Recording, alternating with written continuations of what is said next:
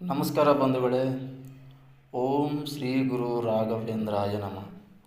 ಕಲಿಯುಗದ ಕಾಮಧೇನು ಕಲ್ಪವೃಕ್ಷ ತಂದೆ ಭಗವಂತ.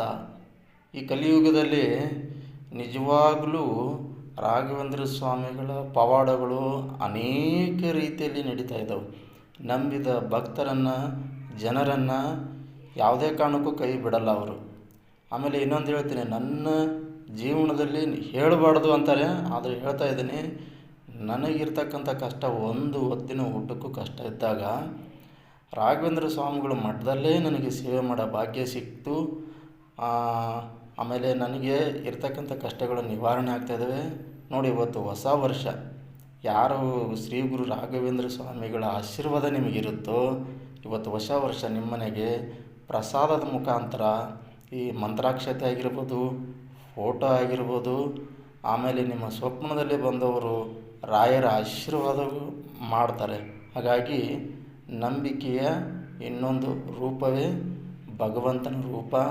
ಕಲಿಯುಗದ ಕಾಮಧೇನು ಶ್ರೀ ಗುರು ರಾಘವೇಂದ್ರಾಯ ಸ್ವಾಮಿಯೇ ನಮಃ ಅಂತ ನಮಸ್ಕರಿಸಿ, ಈ ಮಂತ್ರಾಕ್ಷತೆ ನಿಮಗೆ ಯಾರ್ಯಾರಿಗೆ ಬಂದು ತಲುಪಿಲ್ಲವೋ ಅವರು ಈ ಮಂತ್ರಾಕ್ಷತೆಯ ನಾನು ನಮಸ್ಕರಿಸಿ, ನಿಮಗೆ ಈ ವರ್ಷ ಈ ತಿಂಗಳಲ್ಲಿ ಶುಭ ಸುದ್ದಿ ತಲುಪುತ್ತೆ. ಎಲ್ಲರಿಗೂ ಒಳ್ಳೆಯದಾಗಲಿ. ಸಬ್ಸ್ಕ್ರೈಬರ್ ಮಾಡಿ.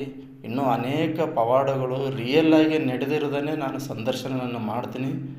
ಹಾಗಾಗಿ ರಾಘವೇಂದ್ರ ಸ್ವಾಮಿಗಳ ದರ್ಶನವನ್ನು ಮಾಡಿ ಈ ವರ್ಷ ಎಲ್ಲರಿಗೂ ಒಳ್ಳೆಯದಾಗಲಿ.